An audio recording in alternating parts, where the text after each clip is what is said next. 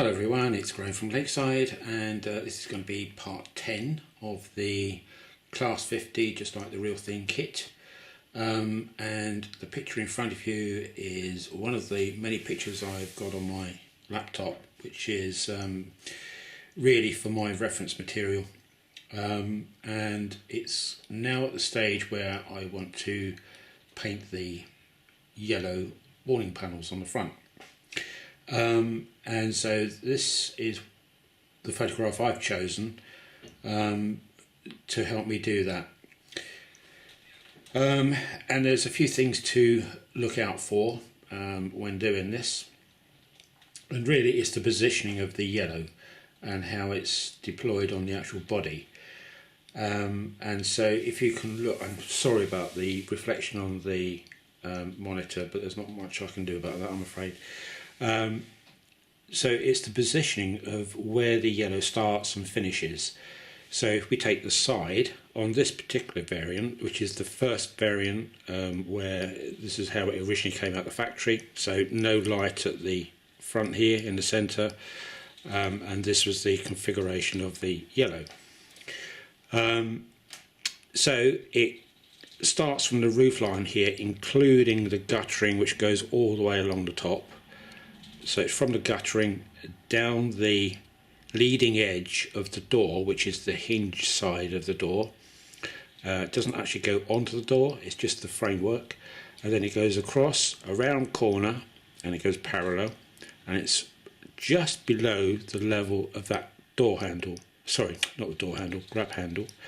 A small curve, and then it goes vertically down just in front of this recess here and down to the bottom of the seal, and then obviously across the front. So I'm using that as the guide, and looking at the other photographs, they're all exactly the same, but this was giving me the most accurate one really. The other things I've been noticing is that the lack of black rubber sealing around the windows. Now there is rubber sealing there, but it's so small that it's not even worth trying to pick it out. And the other thing which I thought the frame around this window was going to be like a silver aluminium type colour, but in all of them they're painted the blue, so that's good because then I don't have to pick that out. The other thing to take notice of is the grab handles on the front. On the front they are up here, there, there.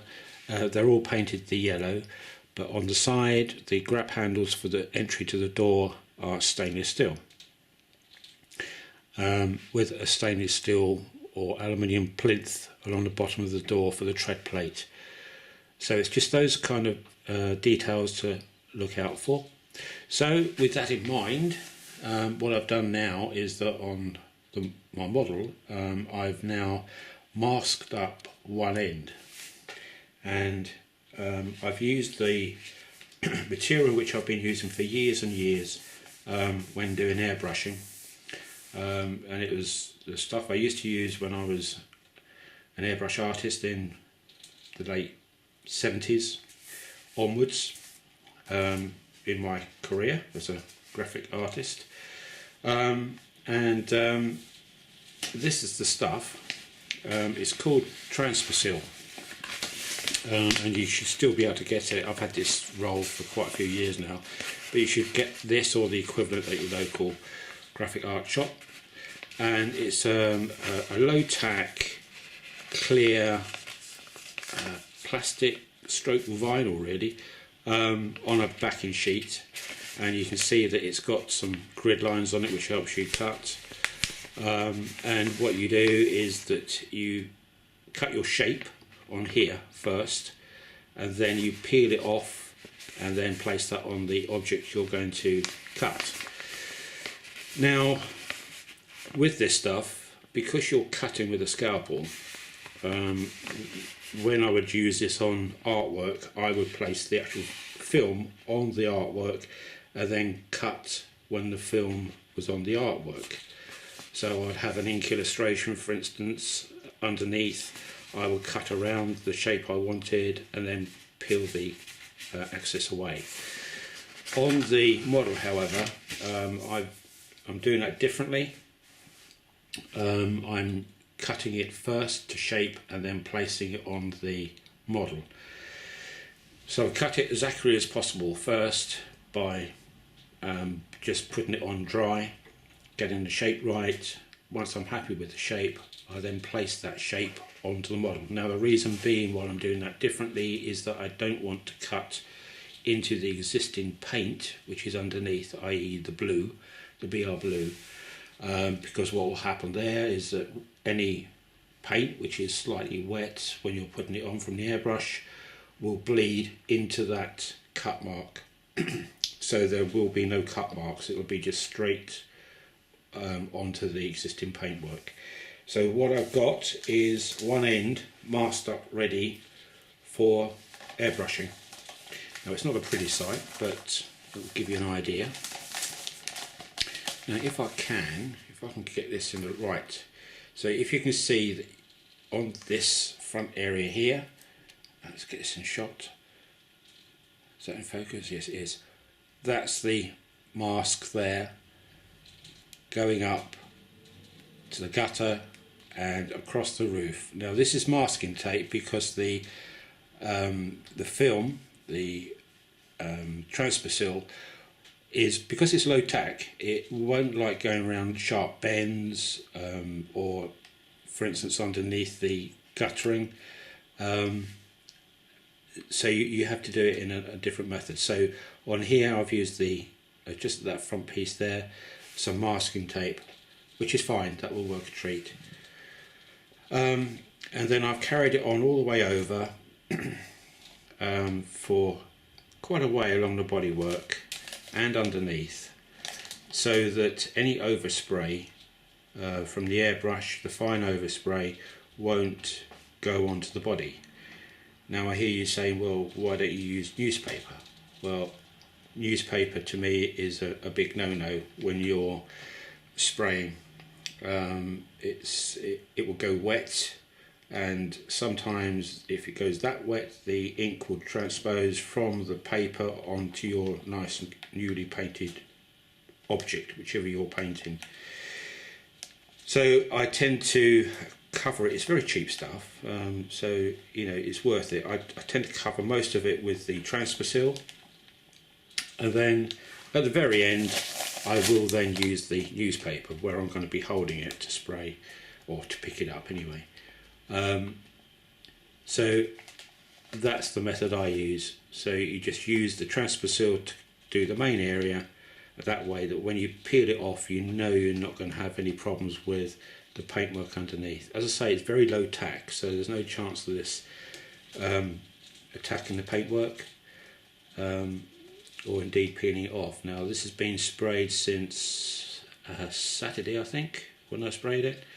It's now Wednesday, so it's had a good few days to harden off. So again, when I do peel this off, then there shouldn't be a problem. There will no doubt be some touching up to do, probably around the gutter area when I peel this off, but that's fine, you won't notice that by the time I finish with it. But the major part really is to get the lines right of the yellow, and you can see from that shot, if I can bring it into focus, come on, you can see the mask taking shape there. So the matte finish on the side there is the part which is going to be ending up spraying yellow, and I've put the curve on the corner here, carefully cutting that with the scalpel first, taking it down vertically rather than taking the shape of the sloping front, if you can see. Oh, it's gone out of focus again, there it is, because it runs perpendicular rather than taking the shape of the slightly sloping front. So that's how it's going to look, hopefully, like that.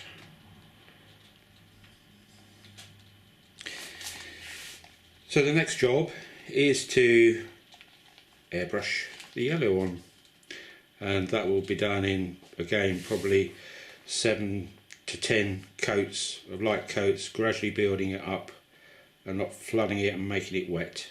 Just a gradual process.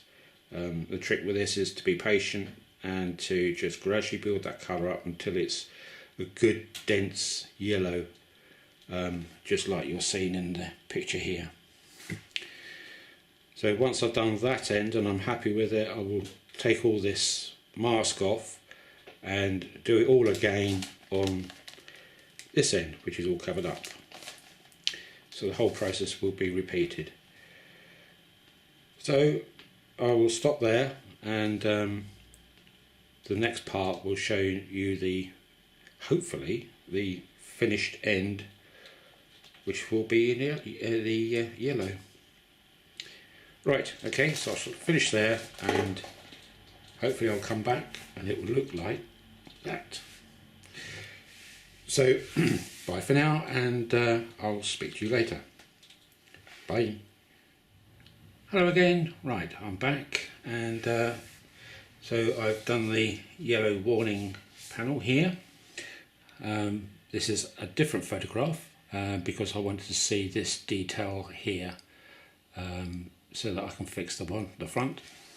But it's still the same pattern as regards the yellow. The only difference is that this one has got a orange band which has been picked out for the rainwater guttering, but that's the only difference.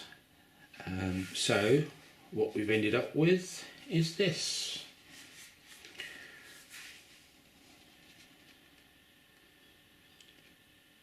So now you can see the new handrails which I've put in, and the finish of the airbrushed yellow, and that's come out okay. I'm quite pleased with that. There's a very slight bleed just there, but I can get rid of that, that's not an issue. But everything else has gone on fine. The other side.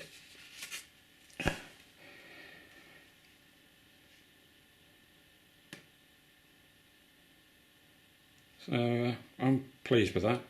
That's come out exactly how I wanted it to. That's the side profile, and it's exactly as the photograph up there.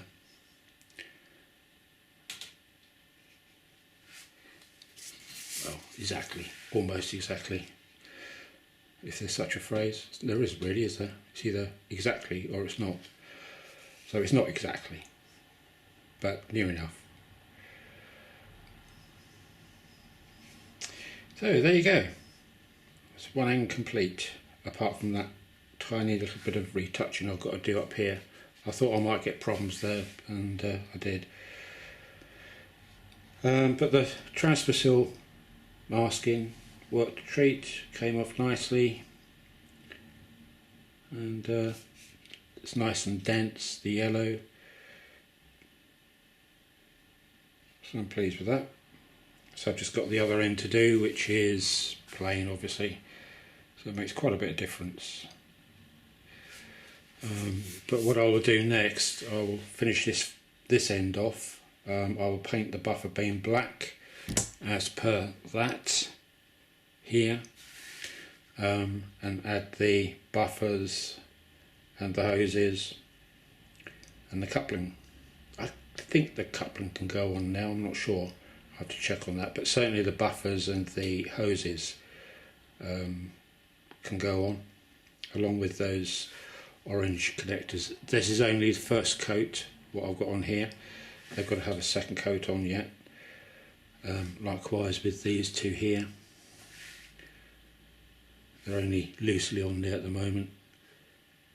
They need pushing up properly first. So there we are, so we're getting there. So I thought I'd show you that, see how I was getting on. I think it's starting to look quite nice. Got the aluminium plinth to do on the door here as well, and the door handles, there's two there, one here, one here, one here.